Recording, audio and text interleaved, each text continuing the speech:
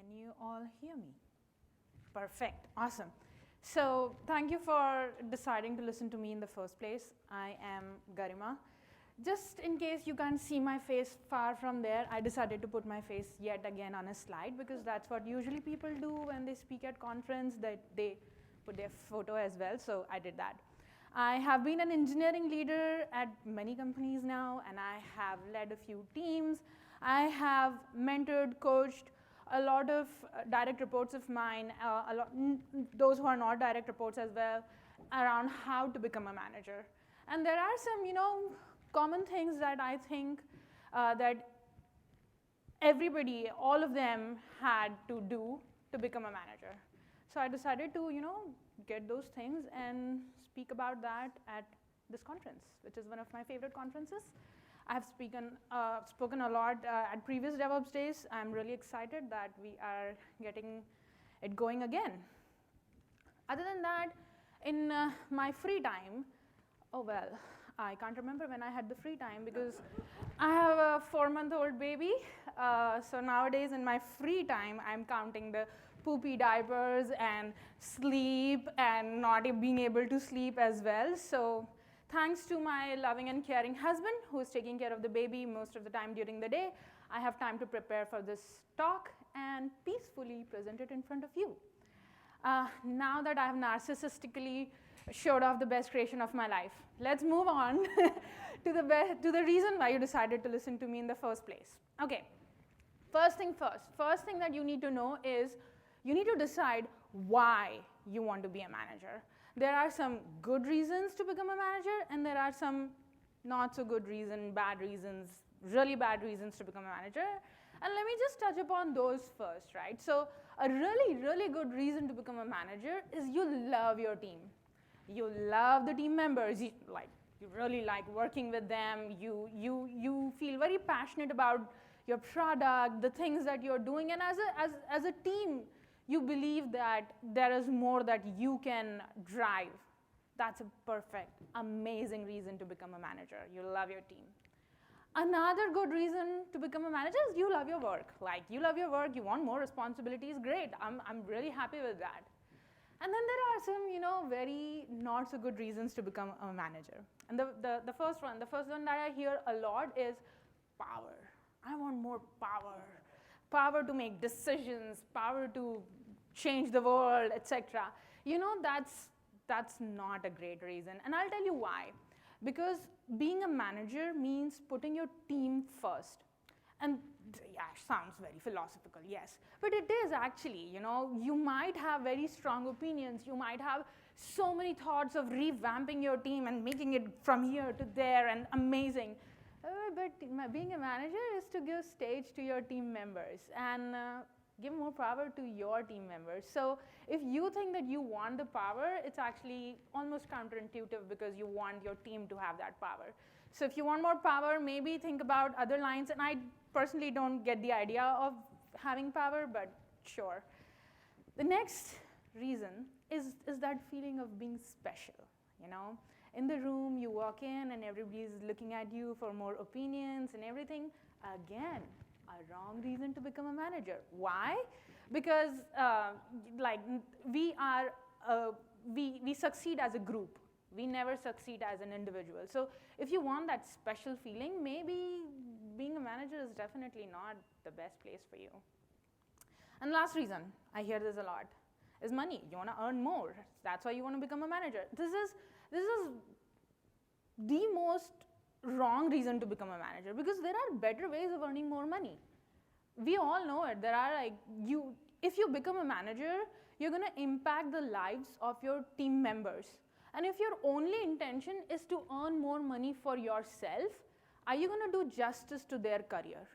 Think about it. And if last three are the reasons for you to aspiring to be a manager, I would say maybe think more about it. All right, okay, now that I've done the philosophical part, let's get down to the things that I highly recommend, tips and tricks around what you should be doing. First thing, talk to your manager. No matter at what career stage you are, if you are 3 months in the industry or 33 years in the industry as a software developer, SRE, DevOps, If you want to be a manager, talk to your manager. Why? There are two outcomes of this conversation with your manager that can happen.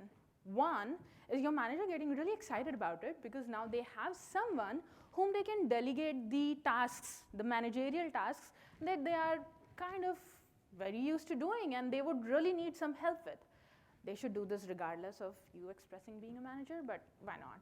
There are some tasks that your manager cannot delegate, for example, compensation planning and those things, but other than that, there is a lot to being a manager. And they can start delegating and you can start working with them around the things that you are good at, the things that you are not so good at, start gaining constructive feedback for them and working towards it. The other outcome of talking to your manager about it, which I'm pretty sure should not happen, is your manager kind of get furious about it, that how dare you take my role, or are you trying to kick me off, or things like that. That's not the culture that you anyways want to be part of. So you might want to rethink the team, the manager, etc. Your manager's first interest should be your career, your aspirations, right? So they should know about it. Okay, fourth thing, build relationships. This is one of my favorite because when I started my career, I was, focused on my terminal. I would do click, click, click, click, click. I'll just deliver the software. All right, I'll do the ops. I'll do the, production support, etc. But I was like, talking to people is waste of time. Why should we do that? There's no point in doing that. But over a few years, I realized that, again, we succeed as a group, right? And building relations is a very essential part, I would say a mandatory part of our careers. Let me tell you why. There are a lot of times, most of the teams are feeling the same pains. Some teams might be ahead in the game of doing something about it, and you can learn from them. You can share those toolings with each other. Another good things that I learned from building relations is how do other managers or how do other people think about their product? How do they visualize the vision? How do they think about 6 months down the line, 2 years down the line? This is not a skill that you will get only by just, for being focused on your terminal. So talk to people, build relations. Now, it's very easy for me to say, yeah, build relations. How do we do that? It's pretty easy, actually.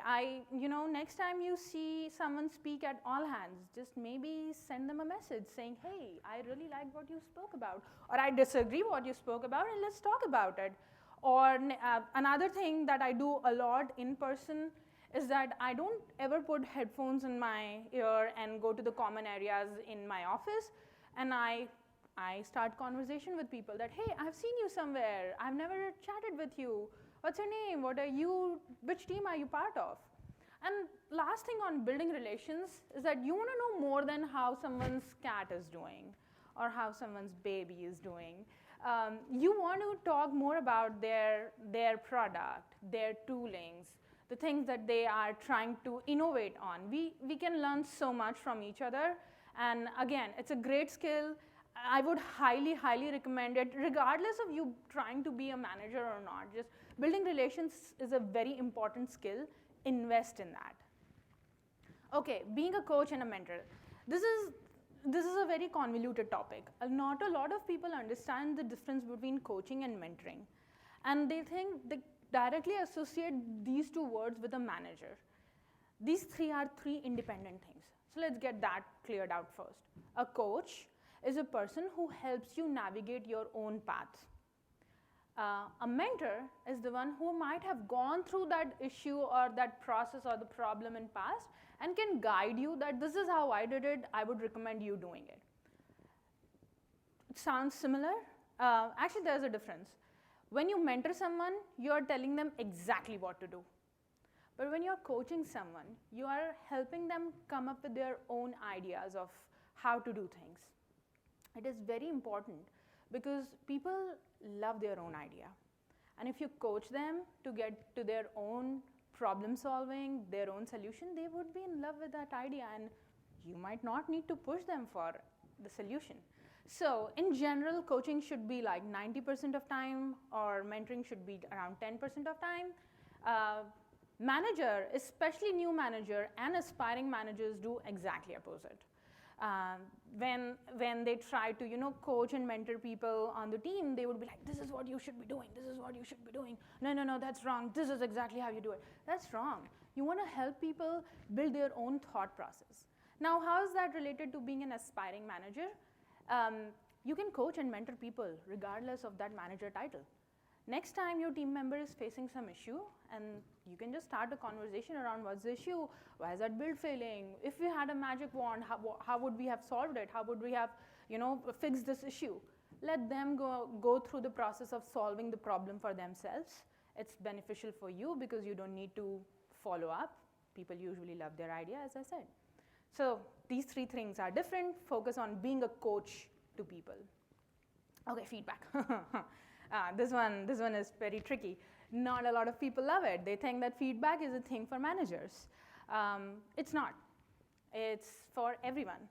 And thus, for an aspiring manager, feedback is a thing. So let's take a step back. What is feedback? Feedback is actually caring very deeply about your team members. Last time if somebody went on call and they got done with an issue, usual answer is, you did a great job. That is not a great feedback. Yes, that is boosting the confidence, etc. But a great feedback looks something on the lines of, you did a great job. When X thing happened, you immediately came to Y conclusion. Your communication skills were good.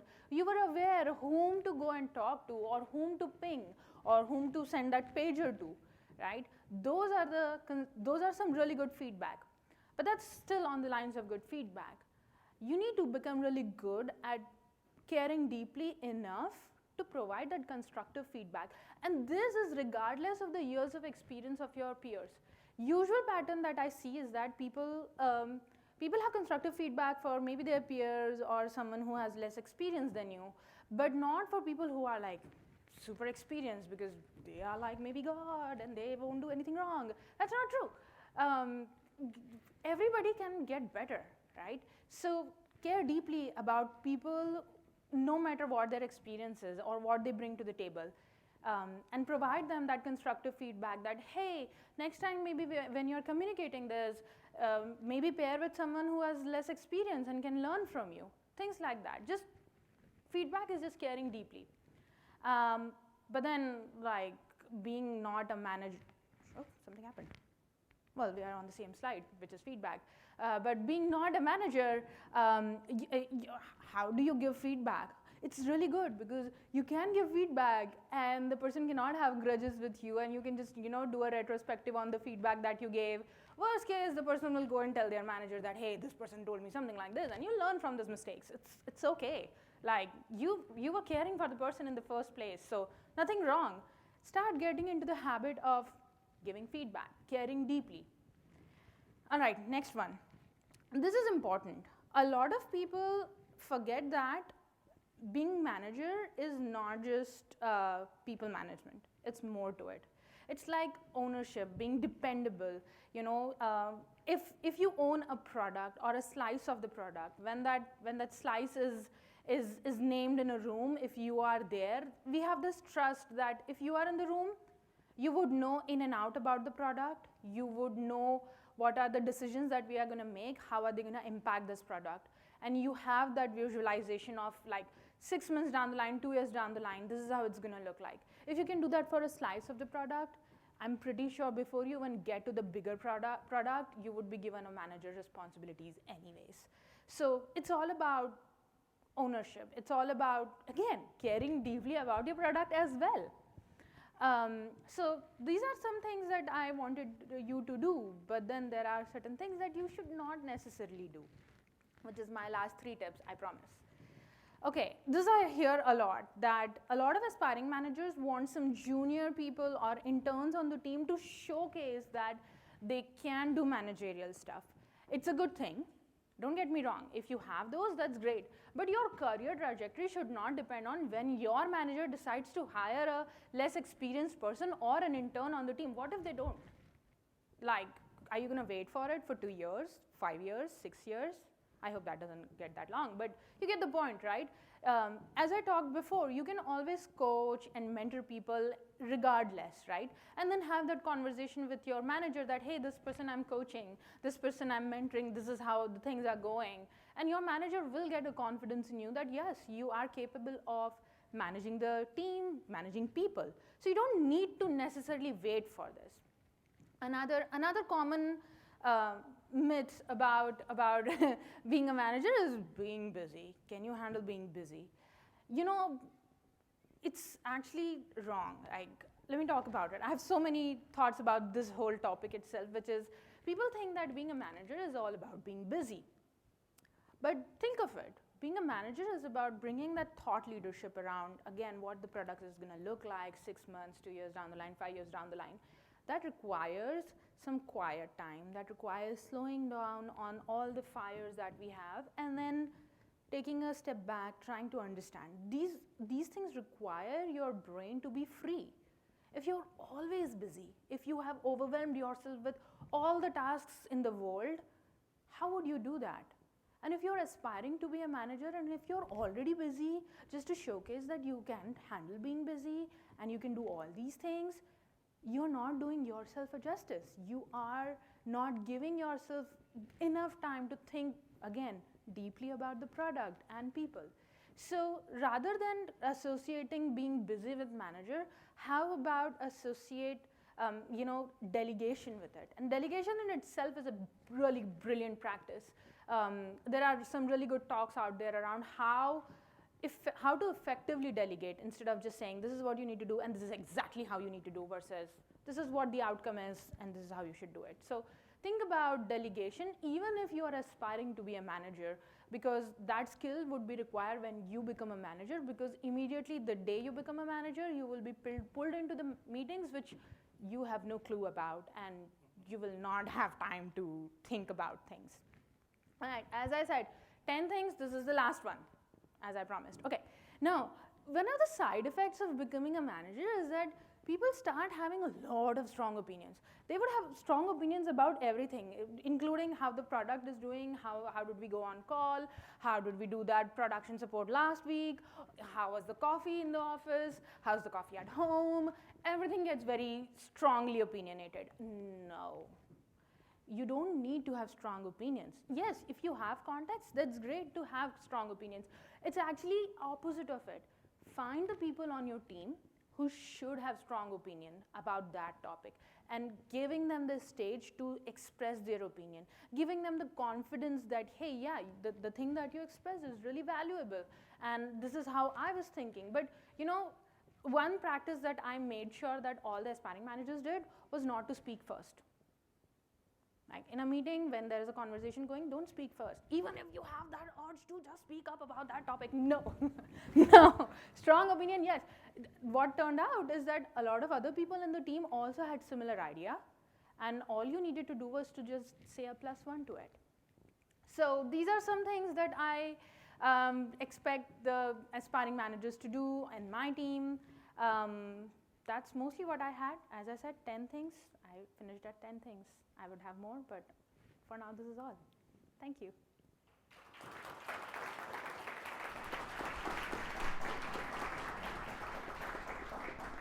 Looks like we have time for Q&A. 5 minutes? Ooh.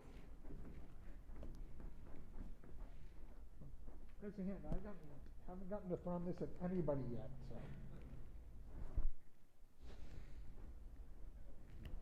Cool. Oh, I'm just blind. Thank you. Lights. It's the lights.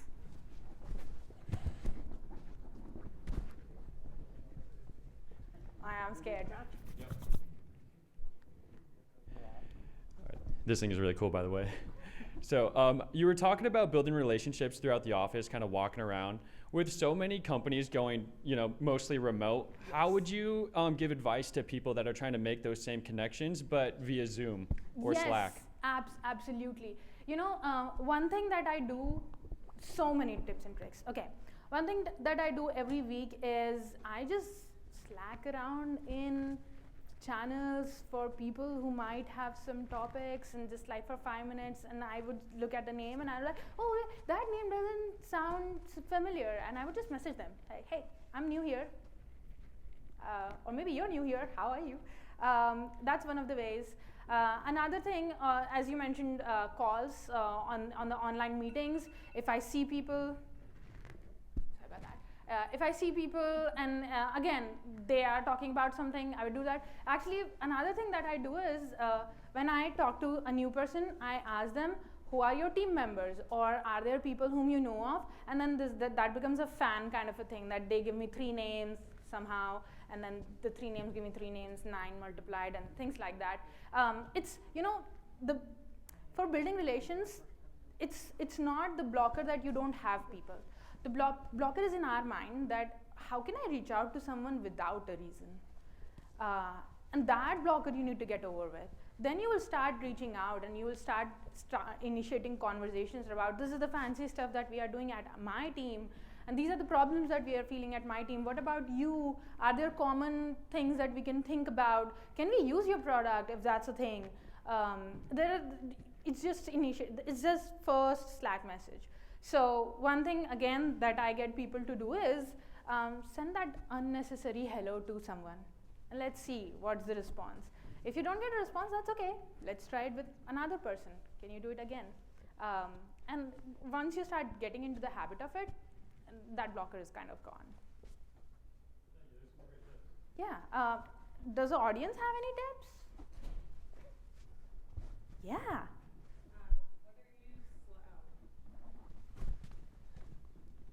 I could have caught it. Whether you use like Slack or Discord, a lot of them have like persistent or like open rooms. So think of them like common spaces. So we have like dedicated channels in our Discord server where we have one that's called like water cooler. So you can think of it like a place to meet up if you want to talk things non-work related or even just connect.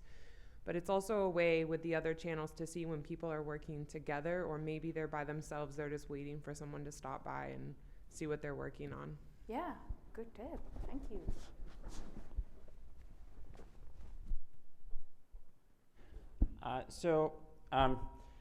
One of the things that was, hold this way. One of the things that was maybe surprising or new to me when I became a manager was that now as a manager, you're a member of 2 teams. You have the team that you're supporting, and then you have the team of your peer managers, your director. How do you, as a new manager, how do you balance priorities of being on 2 teams, and how do you navigate that effectively? Yeah, interesting that you asked that question. I faced that a couple of times. It's similar to then treating it as a product, right? Like there are high priority product things and there are low priority product things. It depends on what stage the teams are at, right? There are some teams which require more people management. They might be going through storming, norming phase. They would require that kind of effort. And then there might be teams which are doing great and they might not need a lot of help. And then there are teams who are great team members, amazing, all good team aesthetics and everything, but the product direction is different. So it's all about picking the things that are highest priority on a team and then delegating the things that are not that high priority. But like the thing with delegating as a manager is that you can't delegate compensation planning, you can't get away with giving the constructive feedback, investing in the career. So in my opinion, these should be the highest priority. This is like bare minimum, you have to do it. And then picking and choosing from what are the needs of the team. Does that kind of answer your question? I think so. I think it's just more that whether you prioritize if your first team is the team of your peer managers and your director and like that sort of strategic level, or if your first team is the team of people that you're managing directly.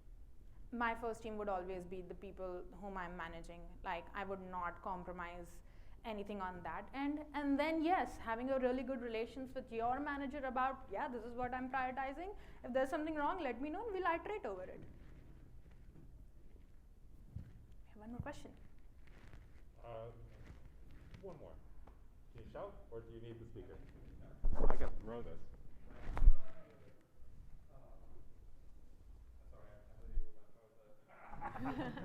All right, Matt is running now. Here we go. Hi, as a manager, how do you identify what's better for the career of your team? Good question. It all starts with a conversation. What do people want to do, and are they getting that on this team or not? There are people at various stages of their career, right? Some people are looking for not a lot of pressure from professionally, and they just want to do the things that they are doing. Whereas there are some people who want to grow, who are aspiring managers, things like that. So just starting a conversation with them, and then that's the beauty of being a manager, right? You may create opportunities, but at the end of the day, those opportunities sit. You just need to identify them and relate it with the people tentatively, right? So I know that does not tactically answer the question that you have, but for me it starts with a conversation. What do you want to do? And then there are people who might not know what they want to do. So maybe, boosting in some confidence around, hey, you can do certain things. I've seen you do this small product. Maybe you can expand on it. And then having that trust, again, iterating over it. Being a manager is a long-term thing. It's not the 101, or it's not a 101 over a span of 6 months. I think being a manager is more than that. Thank you. Thank you. Matt is going to ask me to leave the stage. Thank you so much, everyone. It was a great experience.